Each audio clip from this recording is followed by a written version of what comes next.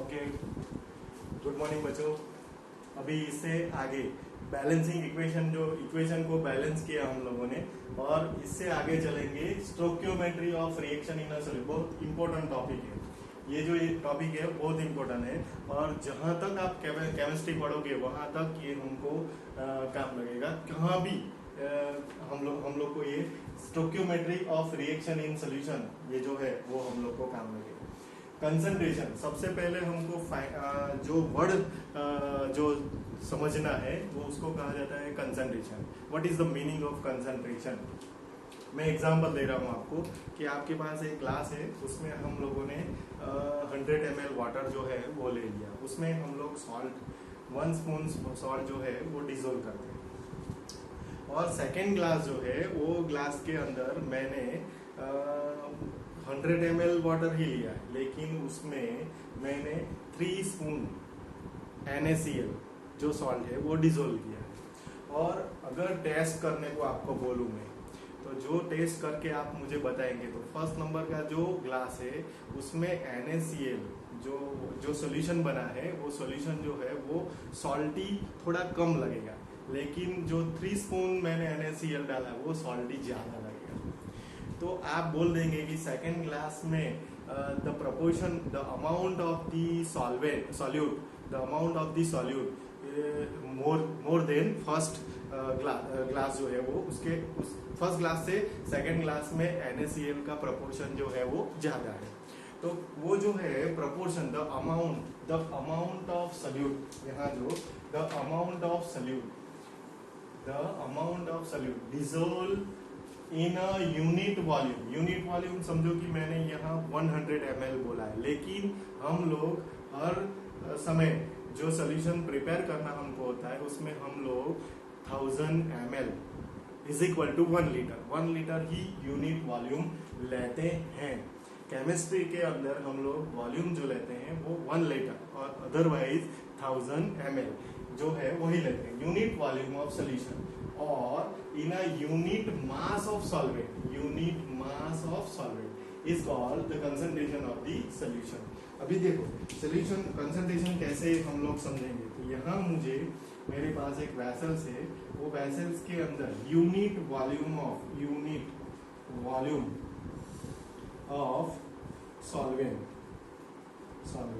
Solvent का unit volume है, उसके अंदर मैंने NaCl ऐड कर दिया है। NaCl जो है उसे कहा जाता है solute can be dissolve in a unit volume of solvent which call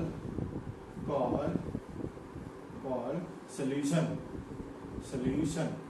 जब हम सॉल्यूट को सॉल्वेंट में डिसॉल्व करते हैं तब जो फॉर्म होता है उसे कहा जाता है सॉल्यूशन। लेकिन सॉल्यूशन का concentration it's depend on solute और इट्स डिपेंड ऑन सॉल्वेंट, लेकिन सबसे ज्यादा किसके ऊपर डिपेंड करता है? सॉल्यूट के। तो the amount of solute dissolve in a unit volume of solution और in a unit mass of solvent is called the concentration of the solvent. NaCl का प्रपोर्शन, अमाउंट ऑफ NaCl जो ज्यादा होगा तो कंसंट्रेशन इसका ज्यादा होगा, और NaCl का जो अमाउंट जो है वो कम होगा तो ये सोल्यूशन का जो कंसंट्रेशन हो वो लेस होगा। तो डिपेंड किसके ऊपर का? The amount of solute dissolve in a unit volume of a solution और in a unit mass of solvent which is called the concentration of solution. तो उसमें दो पार्ट्स होते हैं, सॉल्यूट और सॉल्वेंट। जब सॉल्यूट को सॉल्वेंट के अंदर डिसॉल्व किया जाता है, जो फॉर्म होता है उसे कहा जाता है सॉल्यूशन। और सॉल्यूशन का जो कंसंट्रेशन है वो किस पे डिपेंड करता है? सॉल्यूट पे डिपेंड करता है। तो सबसे पहले हमको ये पता होना चाहिए कि कंसंट्रेशन किसे कहा जाता है। The concentration which means the amount of solute dissolve in a unit volume of solution और unit mass of solvent is called concentration of a solution, इसे कहा जाता है। तो फॉर्मूला भी डेफिनेशन भी हमको पता होनी चाहिए, और सॉल्यूशन जो फॉर्म होता है किससे होता है वो भी हमें पता होना चाहिए। सॉल्वेंट और सॉल्यूट जिसको मिक्स किया जाता है तो सॉल्यूशन फॉर्म होता है, ये सबसे पहले हमको देखना होता है। इससे आगे जब हम चलेंगे तो देखिए, इससे आगे जब हम चलेंगे तो सबसे पहले हम लोग ये लिखेंगे, the concentration of a solution can be express, concentration of a solution can be expressed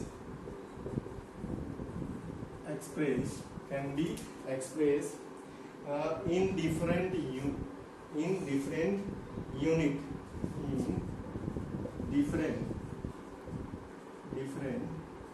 unit like first number normality, वो आप लोगों ने 10th में देखा होगा। Second number molarity capital M। Third number molality उसमें स्मॉल m से express किया जाता है। फोर्थ नंबर जो आप लोगों को दिया है वही मैं लिख रहा हूँ, मोल फ्रैक्शन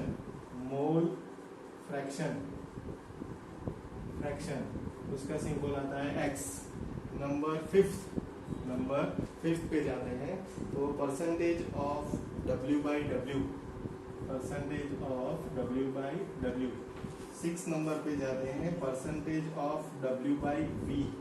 और 7 नंबर भी आता है percentage of V by V।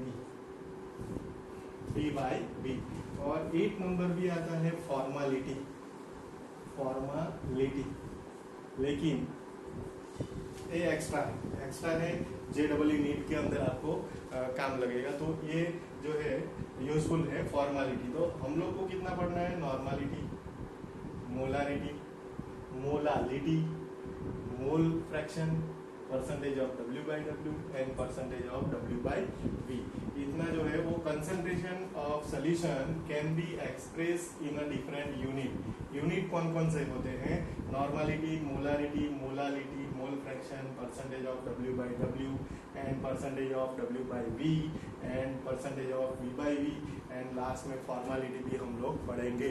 तो ये कंसंट्रेशन को एक्सप्रेस करने के जो यूनिट है वो 1 बाई 1 हमको देखने हैं। तो 1 बाई 1 हम लोग देखेंगे कंसंट्रेशन ऑफ यूनिट। देखिए, अभी सबसे पहले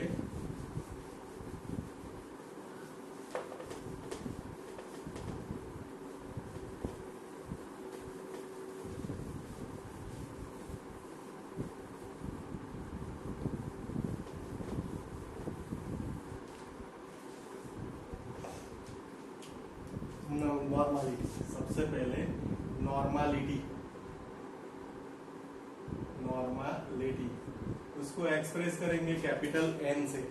और normality 1 litre solution prepared by 1 litre.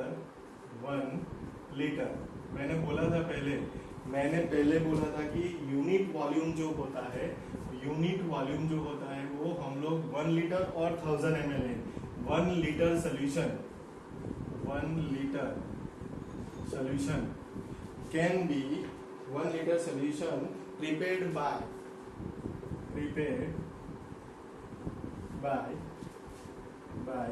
dissolving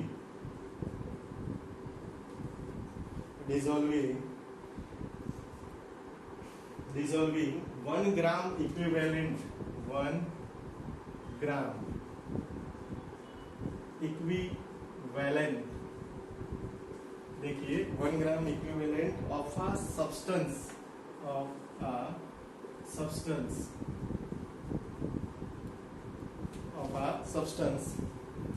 is called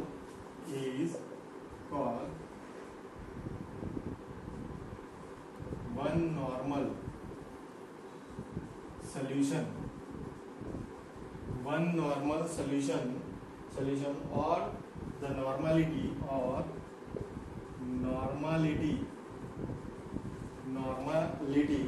of the solution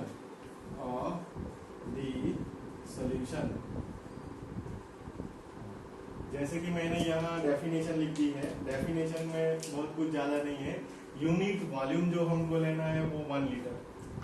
solution prepared by dissolving 1 ग्राम मतलब क्या होता है? इक्विवेलेंट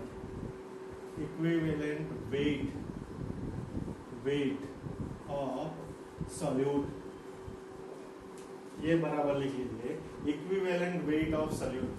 सॉल्यूट जो है वो एक तरफ का सब्सटेंस होता है, तो सब्सटेंस का कितना वेट जो है वो डिसोल्व करना है 1 लीटर के अंदर, इक्विवेलेंट वेट। अभी इक्विवेलेंट वेट जो है, इक्विवेलेंट वेट कैसे फाइंड करेंगे? तो equivalent weight is equal to molecular mass, वो मैंने पहले बता दिया है, डिवाइड बाय एसिडिटी और बेसिसिटी और वैलेंसी। एसिड और बेस आपके पास होते हैं तो एसिडिटी और बेसिसिटी फाइंड करना होता है। अगर आपके पास सॉल्ट होता है तो आपको यहाँ लिखना होता है वैलेंसी। तो इक्विवेलेंट वेट कैसे फाइंड करेंगे? सपोज लाइक मेरे पास H2SO4 है, तो H2SO4 का इक्विवेलेंट वेट फाइंड करना है, तो मॉलिक्यूलर मास उसका होगा 98 and number of twice H+, acidity और बेसिसिटी। एसिड होता है तो बेसिसिटी होती है, बेसिसिटी में हमको क्या देखना होता है, कितने H+ होते हैं, 2H+, so divide by 2 is equal to 49 gram. तो 49 ग्राम जब मैं 1 लीटर सोल्यूशन के अंदर मैं डिसोल्व करूंगा, तब जो सोल्यूशन हमको मिलेगा उसे कहा जाता है 1 नॉर्मल सोल्यूशन और नॉर्मालिटी ऑफ द सोल्यूशन। पहले ये समझना है, 1 litre is equal to 1000 ml। 1000 ml हमको सॉल्वेंट लेना है, उसमें हमको 1 ग्राम इक्विवेलेंट, 1 ग्राम मीन्स 1 ग्राम नहीं, इक्विवेलेंट वेट के ग्राम के बराबर डिसोल्व करना है। सपोज लाइक सल्फ्यूरिक एसिड मेरे पास है तो उसका इक्विवेलेंट वेट होगा 49 ग्राम, तो 49 gram dissolve in 1000 ml solution and then जो सोल्यूशन हमको फॉर्म होगा उसे कहा जाएगा 1 नॉर्मल और उसे कहा जाएगा normality of the solution.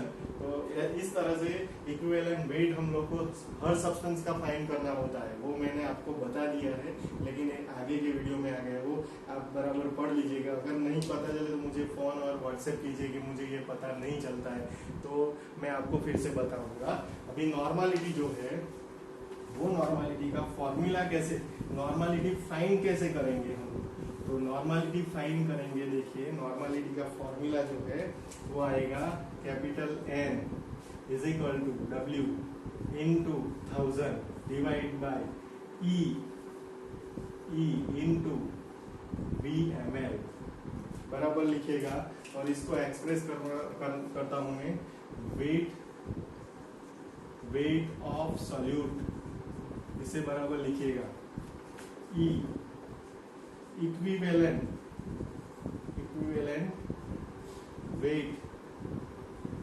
Wait of solute V volume of a solution, इसे बराबर लिखिएगा और इसे कहा जाता है नॉर्मालिटी।